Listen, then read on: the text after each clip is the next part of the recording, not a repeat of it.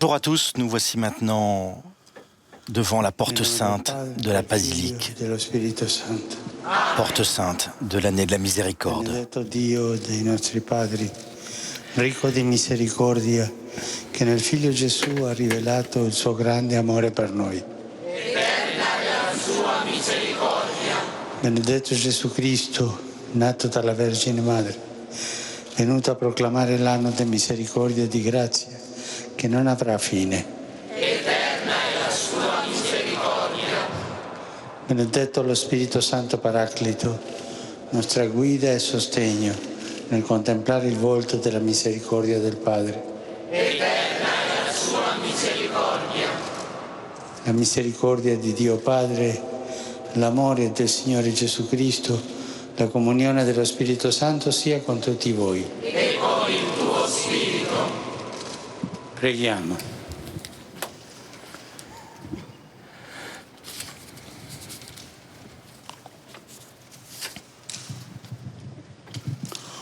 Père saint et tout-puissant dans l'amour, qui dans ton Fils Jésus, né de la Vierge Marie, a manifesté le visage de ta miséricorde infinie, regarde avec bonté l'Église rassemblée en prière à conclusion de l'année jubilaire.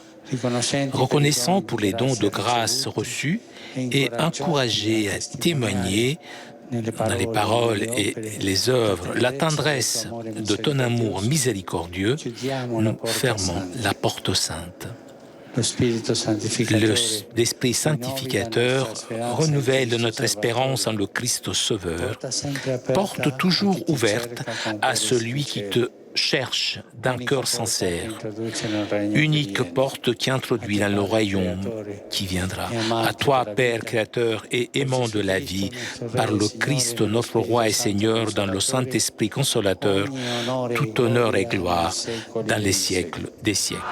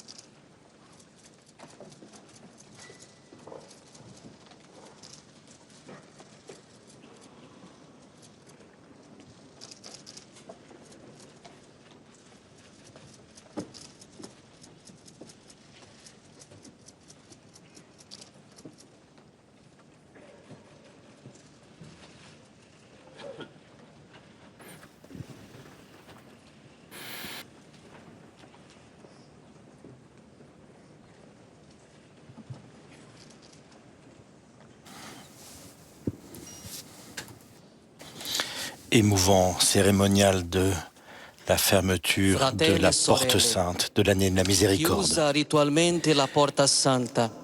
Fermée selon le rite, la porte sainte, elle reste ouverte pour nous.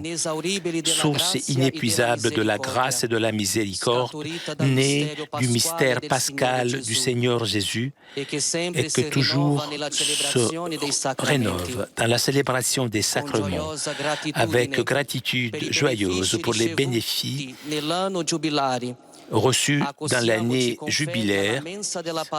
Approchons-nous avec foi au banquet de la parole du pain de vie pour marcher sur le chemin de la sainteté à la suite de notre roi et Seigneur Jésus-Christ.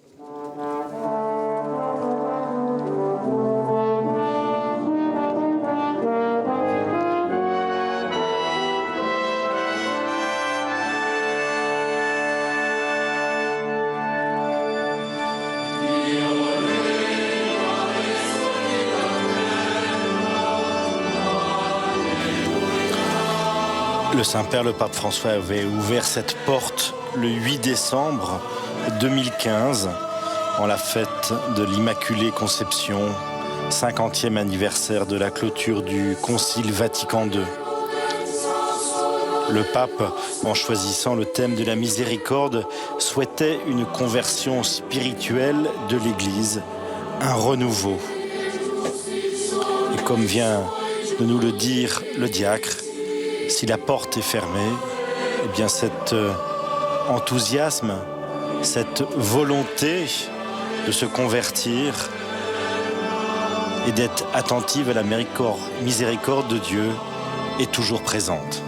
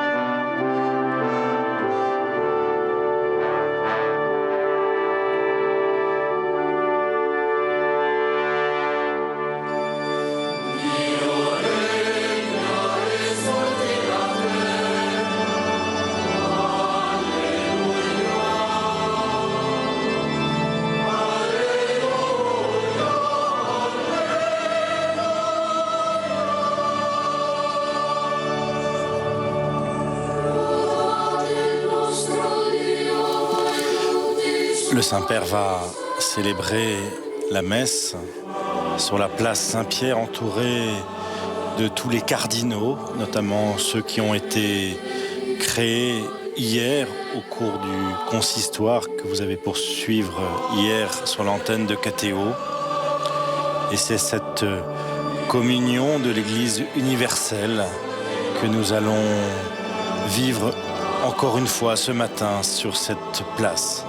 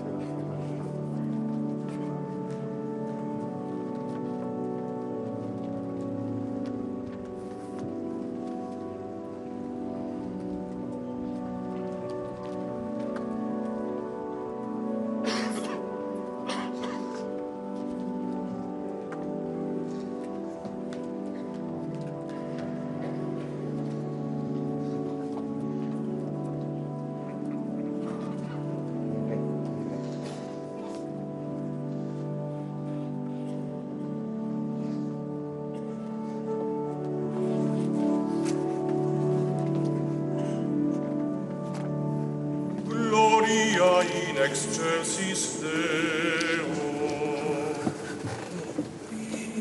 In terra pax hominibus vole voluntatis.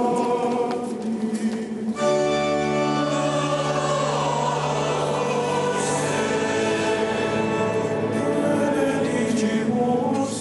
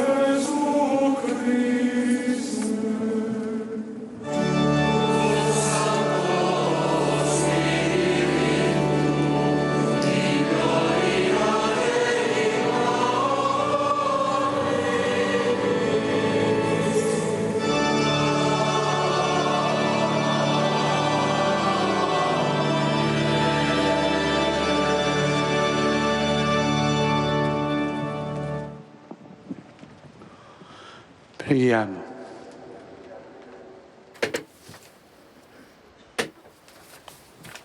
Dieu Tout-Puissant, éternel, toi qui as voulu rénover toutes les choses dans le Christ ton Fils, Roi de l'univers, fais que chaque créature, libérée de l'esclavage du péché, te serve et te loue à jamais. E vive e regna con te nell'unità dello Spirito Santo per tutti i secoli dei secoli. Amen.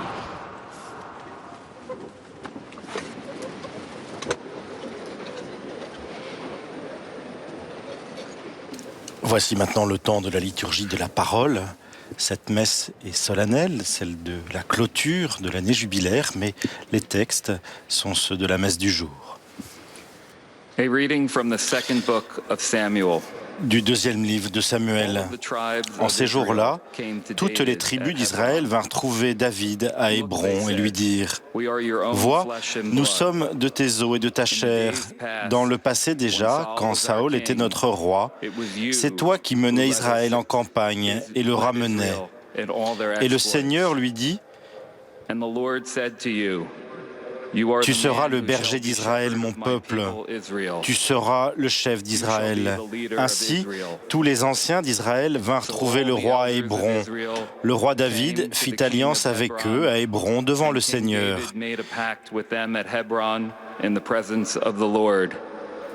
Ils donnèrent l'onction à David pour le faire roi sur Israël.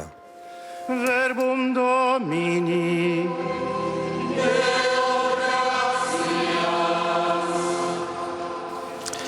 Nous chantons maintenant le psaume « Quelle joie quand on m'a dit, nous irons à la maison du Seigneur ».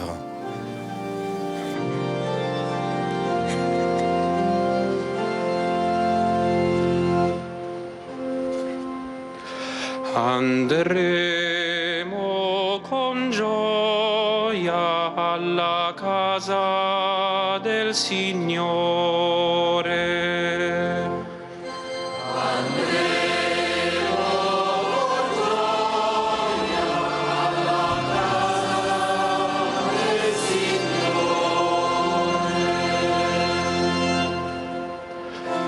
Quale gioia quando mi dissero andremo alla casa del Signore.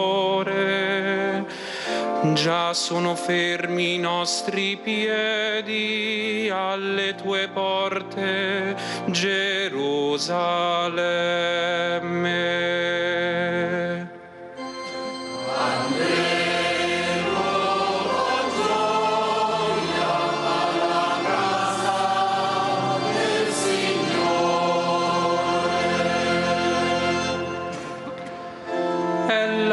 Che salgono le tribù del Signore, secondo la legge di Israele, per lodare il nome del Signore.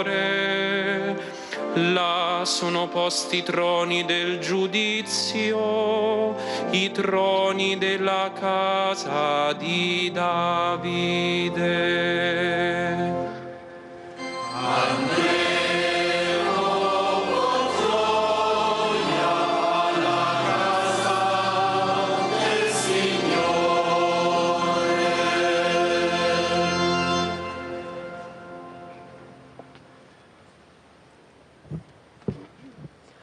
Lecture de la lettre de Saint Paul apôtre aux Colossiens.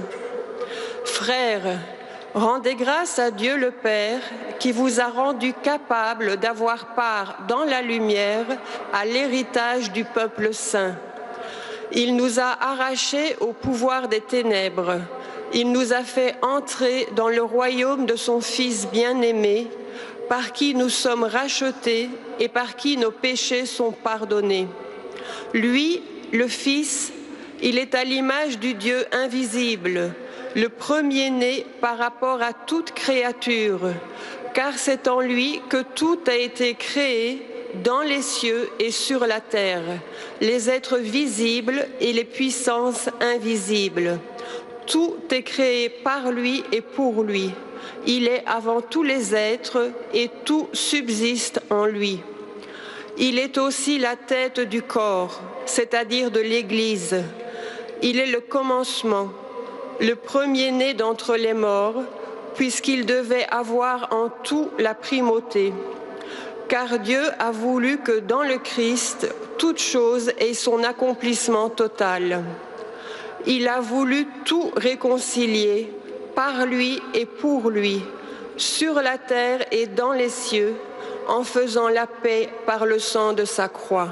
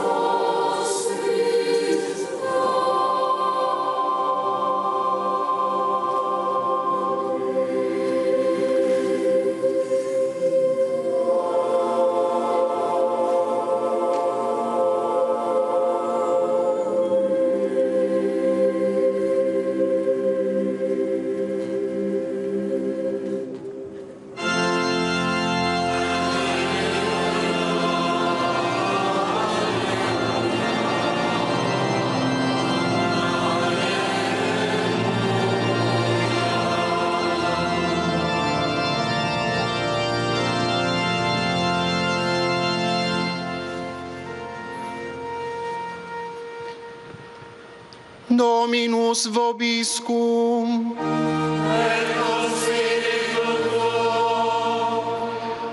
Lectio Sancti Evangelii secundum Lucas. Lecture de l'Évangile de Jésus-Christ selon saint Luc.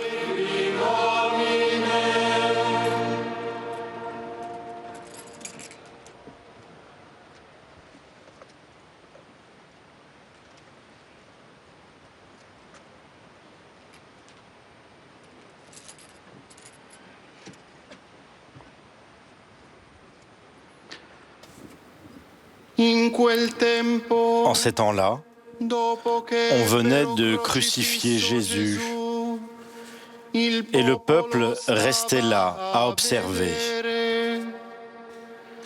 Les chefs tournaient Jésus en dérision et disaient « Il en a sauvé d'autres, qu'il se sauve lui-même, s'il est le Messie de Dieu, l'élu. » Les soldats aussi se moquaient de lui. S'approchant, ils lui présentaient de la boisson vinaigrée en disant « Si tu es le roi des Juifs, sauve-toi toi-même. » Il y avait aussi une inscription au-dessus de lui. « Celui-ci est le roi des Juifs. »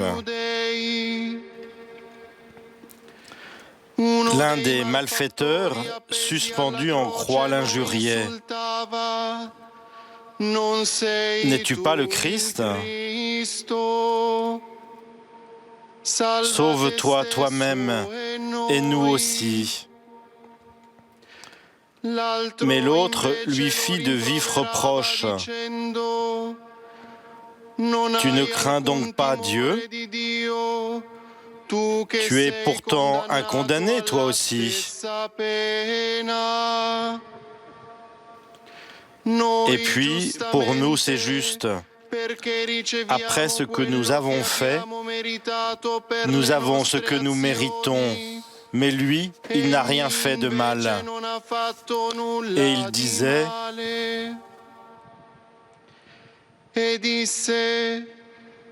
Jésus, souviens-toi de moi quand tu reviendras dans ton royaume. » Jésus lui déclara « Amen, je te le dis.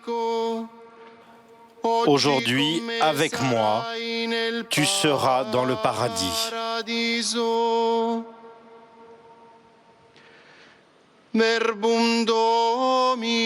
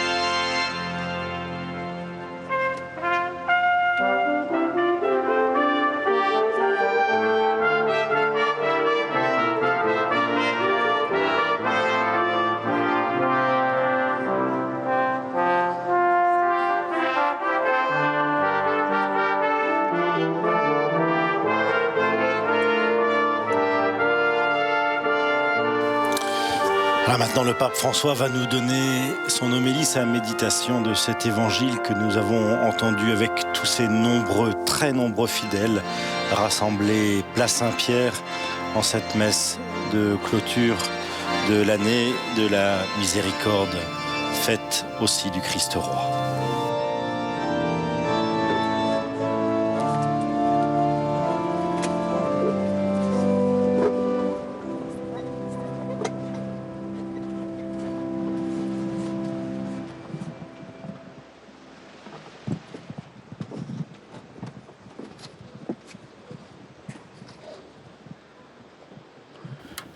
La solennité de notre Seigneur Jésus-Christ, Roi de l'univers, couronne l'année liturgique ainsi que cette année sainte de la miséricorde.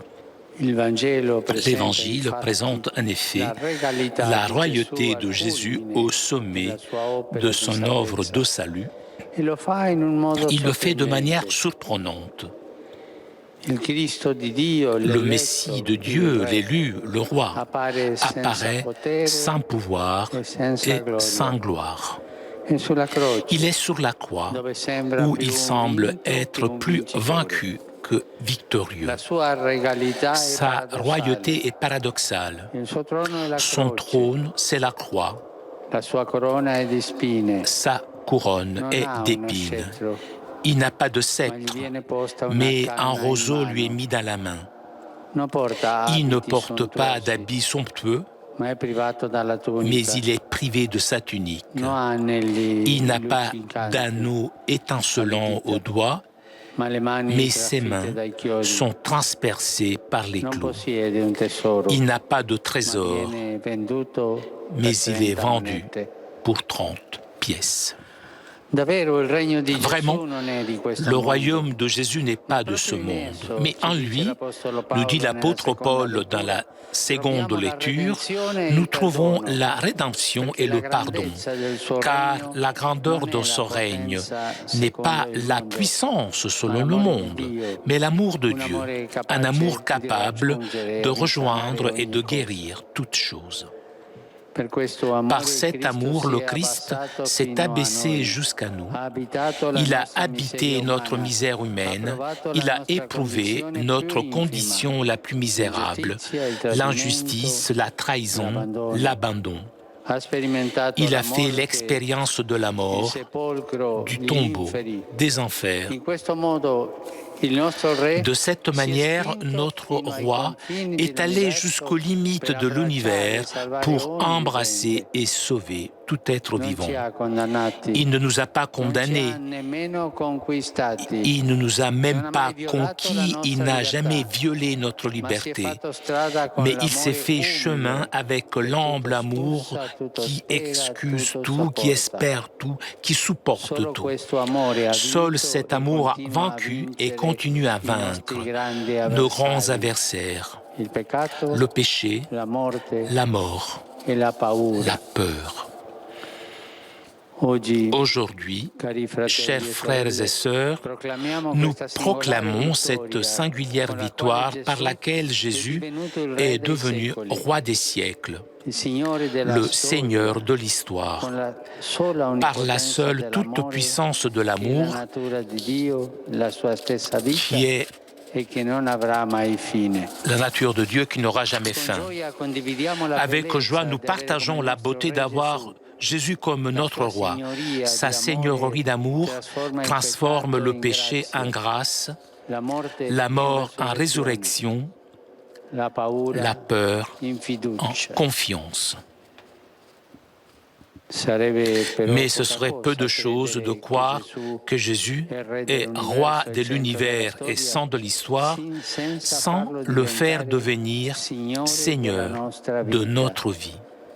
Tout ceci est vain si nous ne l'accueillons pas personnellement et si nous n'accueillons pas non plus sa manière de régner. Les personnages que l'Évangile de ce jour nous présente nous y aident. En plus de Jésus, trois figures l'accompagnent. Le peuple qui regarde, le groupe qui se trouve près de la croix et un malfaiteur crucifié près de Jésus. D'abord le peuple. L'Évangile dit qu'il restait là à observer. Personne ne dit un mot, personne ne s'approche. Le peuple est loin. Il regarde ce qui se passe. C'est le même peuple qui, en raison de ses besoins, se pressait autour de Jésus et qui maintenant garde ses distances. Face aux circonstances de la vie ou devant nos attentes non réalisées, nous pouvons nous aussi avoir la tentation de prendre de la distance vis-à-vis de la royauté de Jésus et de ne pas accepter complètement le scandale de son humble amour qui inquiète notre moi, qui dérange. On préfère rester à la fenêtre, se tenir à part, plutôt que de s'approcher et de se faire proche. Mais le peuple saint, qui a Jésus comme roi, est appelé à suivre sa voie d'amour concret, à se demander chacun, tous les jours, que me demande l'amour, où me pousse-t-il? Quelle réponse je donne à Jésus par ma vie? Il y a un second groupe qui comprend plusieurs personnes, les chefs du peuple, les soldats et un malfaiteur. Tout cela se moque de Jésus. Ils lui adressent la même provocation, qu'il se sauve lui-même. C'est une tentation pire que celle du peuple. Ici, il tente Jésus comme a fait le diable au début de l'Évangile, pour qu'il renonce à régner à la manière de Dieu, mais qu'il fasse selon la logique du monde, qu'il descende de la croix et batte ses ennemis. S'il est Dieu, qu'il montre sa puissance et sa supériorité. Cette tentation est une attaque directe contre l'amour. Sauve-toi toi-même, non pas les autres, mais toi-même. Que prévale le moi avec sa force, avec sa gloire, avec son succès. C'est la tentation la plus terrible, la première et la dernière de l'Évangile. Mais face à cette attaque contre sa manière d'être, Jésus ne parle pas, ne réagit pas, il ne se défend pas, il ne cherche pas à convaincre, il ne fait pas une apologétique de sa royauté. Il continue plutôt à aimer, il pardonne, il vit le moment de l'épreuve selon la volonté du Père. Étant certain que l'amour portera du fruit. Pour accueillir la royauté de Jésus, nous sommes appelés à lutter contre cette tentation, à fixer le regard sur le crucifié pour lui devenir toujours plus fidèle. Que de fois, aussi parmi nous, les sécurités tranquillisantes offertes par le monde sont recherchées. Que de fois n'avons-nous pas été tentés de descendre de la croix? La force d'attraction du pouvoir et du succès a semblé être une voie facile et rapide pour répandre l'Évangile, oubliant trop vite comment opère le règne de Dieu. Cette année de la miséricorde nous a invités à redécouvrir le centre, à revenir à l'essentiel. Ce temps de miséricorde nous appelle à regarder le vrai visage de notre roi, celui qui resplendit à Pâques, et à redécouvrir le visage jeune et beau de l'Église qui resplendit quand elle est accueillante, libre, fidèle, pauvre en moyens et riche en amour, missionnaire. La miséricorde, en nous portant au corps de l'Évangile, nous exhorte aussi à renoncer aux habitudes et aux coutumes qui peuvent faire obstacle au service du règne de Dieu, à trouver notre orientation seulement dans l'éternelle et humble royauté de Jésus et non dans l'adaptation aux royautés précaires et au pouvoir changeant de chaque époque. Dans l'Évangile, un autre personnage apparaît, plus proche de Jésus.